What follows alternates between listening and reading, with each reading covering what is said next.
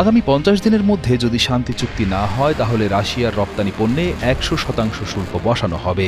শুধু তাই না, যেসব দেশ রাশিয়ার সঙ্গে এখনো ব্যবসা করছে যেমন ভারত বা চীন, তারাও এই কঠোর শাস্তির আওতায় পড়বে। এমন কঠোর হুঁশিয়ারি শোনা গেল মার্কিন প্রেসিডেন্ট ডোনাল্ড ট্রাম্পের মুখে।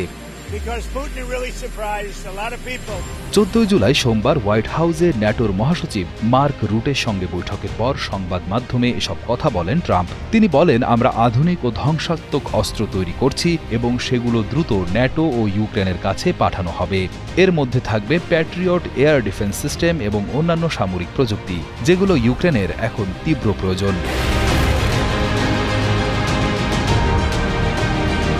একসময় রাশিয়ার সঙ্গে ঘনিষ্ঠ সম্পর্ক রাখার জন্য আলোচিত ছিলেন ট্রাম্প। সেই ট্রাম্প এবার সরাসরি জানিয়ে দিলেন পুতিন তাকে হতাশ করেছেন। শান্তি চুক্তির বিষয়ে ট্রাম্প বলেন, ৫০ দিনের মধ্যে যুদ্ধ থামানোর আলোচনা শুরু না করা হলে রাশিয়ার রপ্তানির ওপর বসবে ১০০% সেকেন্ডারি ট্যারিফ। এখানে সেকেন্ডারি ট্যারিফ অর্থ শুধু রাশিয়ার ওপর নয়, যেসব দেশ রাশিয়ার পণ্য কেনে বা বিক্রি করে তাদেরকেও এই শাস্তির আওতায় আনবে আমেরিকা। যেমন ভারত বা চীন এখনও রাশিয়ার জ্বালানি যেমন তেল ও গ্যাস কিনছে, তাদেরকেও গুনতে হতে পারে বিশাল শুল্ক।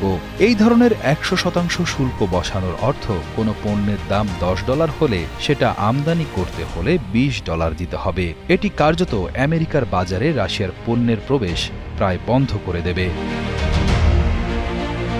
ট্রাম্পের ঘোষণার দিনই কিয়েভে ইউক্রেনের প্রেসিডেন্ট ভ্লাদিমির জেলেনস্কির সঙ্গে বৈঠক করেন মার্কিন নিরাপত্তা উপদেষ্টা কিথ কেলগ।